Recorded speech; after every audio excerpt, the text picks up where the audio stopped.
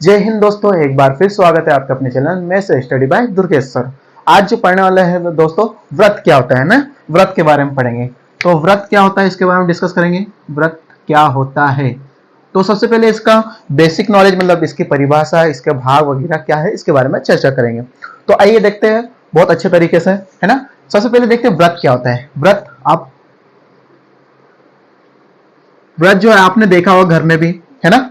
व्रत आपने घर में भी देखा होगा, जैसे कि आप रोटियां खाते हो तो एकदम गोल आकार की होती है, तो ये सब व्रत के आकार की होती है। चूड़ियां वगैरह आप देखी होगी, वो व्रत के आकार की होती है। और बहुत सारी दैनिक जीवन में ऐसी आकृति देखी गई जो गोल आकार की होती है, उससे व्रत कहते हैं दोस्तों। तो सिंपल सी भाषा में इसको परिभाषित करेंगे तो कैसे करेंगे, आइए देखते हैं। तो समान दूरी पर किसी निश्चित बिंदु से किसी निश्चित बिंदु से किसी निश्चित बिंदु से समान दूरियों पर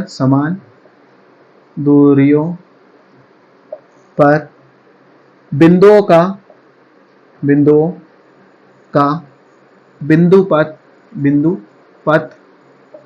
व्रत कहलाता है। व्रत कहलाता है दोस्तों। एक सिंपल सी डेफिनेशन है, आपको इसको समझना पड़ेगा। व्रत की परिभाषा है ना, तो क्या लिखा है, किसी निश्चित बिंदु से समान दूरियों पर बिंदुओं का बिंदुपथ मतलब बिंदुओं का रास्ता, है ना। तो रास्ता क्या कहलाता है, व्रत। आइए देखते हैं कैसे, है ना। मान लो कोई एक निश्चित बिंदु है, यहां पर मान लो ये है, इसका नाम हम ओ दे देते हैं, ठीक है। क्या देते हैं, ओ। एक निश्चित बिंदु है, इससे समान दूरी पर, है ना, समान दूरियों पर बिंदुओं का बिंदुपथ मतलब बिंदुओं का बिंदुपथ। तो समान दूरी पर मान लो यहाँ एक बिंदु है, एक यहाँ पर है, एक यहाँ पर है, एक यहाँ पर है, एक यहाँ पर है ना। मतलब ये जो स्थिर बिंदु है ना, इससे समान दूरी पर होना चाहिए दोस्तों। ये यहाँ पर है, यहाँ पर है, यहाँ पर है। तो आप देखो कि ये बिंदुओं का बिंदुपथ है, मतलब इसका रास्ता है। और ये जो निश्चित बिंदु से क्या है, समान दूरियों पर है, ठीक है। तो समान दूरियों पर है। जब हम इसका रास्ता बनाएंगे इस प्रकार से, इस पे चलेंगे अपन, मान लो इस प्रकार राउंड करेंगे, तो आपके सामने एक वृत्त बन के आएगा दोस्तों। क्या बन के आएगा, एक वृत्त। तो इसे ही तो व्रत कहते हैं दोस्तों। मतलब क्या होना चाहिए कि एक निश्चित बिंदु ले लें और उसके समान दूरी पर अगर बिंदुओं को के रास्ते पे चले तो हमें क्या मिलेगा, एक व्रत मिलते दिखेगा ना। आपने कभी देखा होगा दैनिक जीवन में कि किसी एक स्थान पर अगर हम रस्सी से बांध दें, है ना, और उसके और रस्सी को लेकर चारों ओर घूमे तो हमें एक सर्कल प्राप्त होगा दोस्तों। तो सेम उसी प्रकार से ये उसकी परिभाषा यहां से निकली है दोस्तों। तो किसी निश्चित बिंदु से समान दूरियों पर बिंदु का बिंदुपथ व्रत कहलाता है। सिंपल सी परिभाषा इसकी दोस्तों, अच्छे से याद कर लेना। अब देखते हैं यहां पर आप लोग इस व्रत को अच्छे से बना लेते हैं अपन।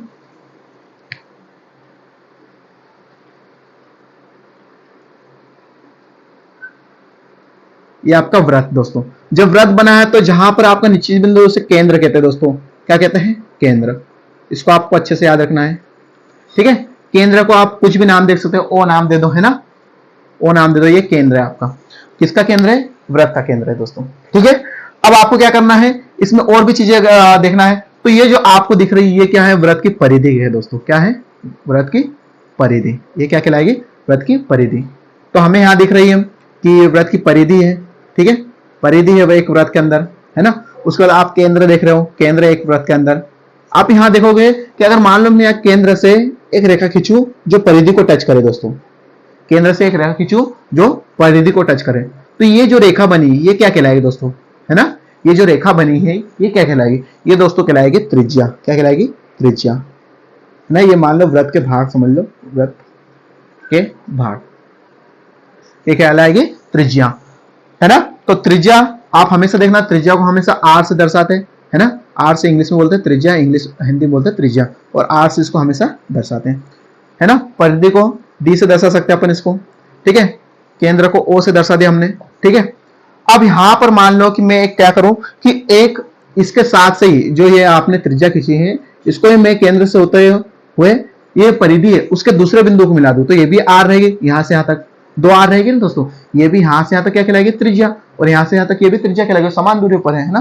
तो अगर मैं ये पूरी लाइन को मिला दूं तो ये हमारे सामने जो मिलेगा ये क्या कहलाएगा दोस्तों, ये कहलाएगा हमारा व्यास। क्या कहलाएगा, व्यास। क्या कहलाएगा, व्यास। इसको डी से नहीं, इसको डी से प्रदर्शित करेंगे, व्यास कहलाएगा। अब मैं क्या करूंगा, व्रत के अंदर कहीं पे भी ऐसी दो परिधि मतलब इसको मिला के ये यहाँ पर मिला के यहाँ कहीं पे भी मैं खींचूंगा तो ये जो मिलेगी हमें मिलेगी जीवा। क्या मिलेगी दोस्तों, जीवा। ये व्रत की जीवा। तो आपके सामने ये भाग निकल के आएंगे दोस्तों, इन भावों को अच्छे से समझना है। एक व्रत के अंदर बहुत सारी चीजें हो सकती है, व्रत के साथ स्पर्श रेखा और छेदक रेखा भी हो सकती है दोस्तों। तो हमें इन चीजों के बारे में पढ़ना है। तो सबसे पहले परिधि, परिधि तो आपको पता है ना, बिंदुओं का बिंदुपथ परिधि कहलाती है, या फिर हम बोल सकते हैं कि व्रत के चारों ओर की दूरी को हम परिधि कहते हैं। व्रत के चारों ओर की दूरी को हम परिधि कहते हैं, ठीक है। तो दूसरा अपन यहाँ केंद्र देख लेते हैं। केंद्र की परिभाषा क्या होगी दोस्तों? केंद्र की परिभाषा हम बता सकते हैं, ठीक है, यहाँ लिख देते केंद्र। केंद्र क्या होता है दोस्तों?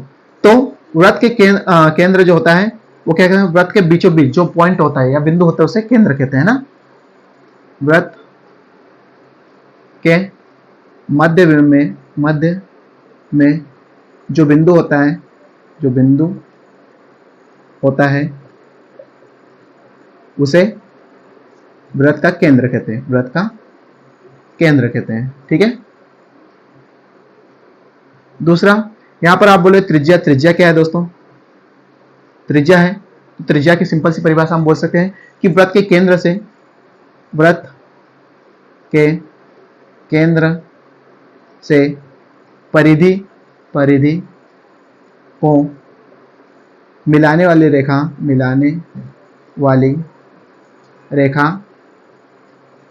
त्रिज्या कहलाती है दोस्तों, त्रिज्या कहलाती है, ठीक है। और आपका है, अब मान लो केंद्र हो गए, परिधि हो, त्रिज्या, व्यास। व्यास क्या कहलाएगा दोस्तों?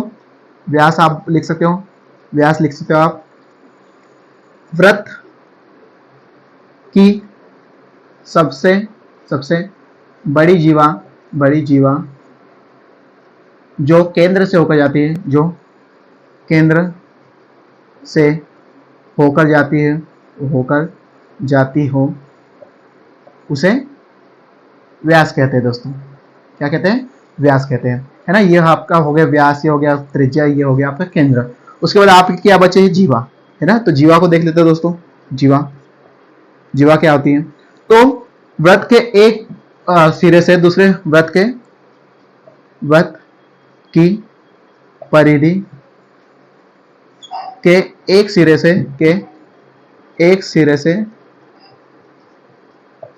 दूसरे सिरे को मिलाने वाली रेखा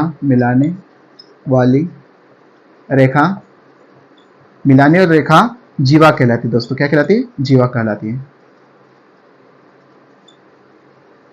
ठीक है दोस्तों। ये सारी परिभाषा आपके सामने रही है, इसको अच्छे से आप लोग याद कर लेना, है ना।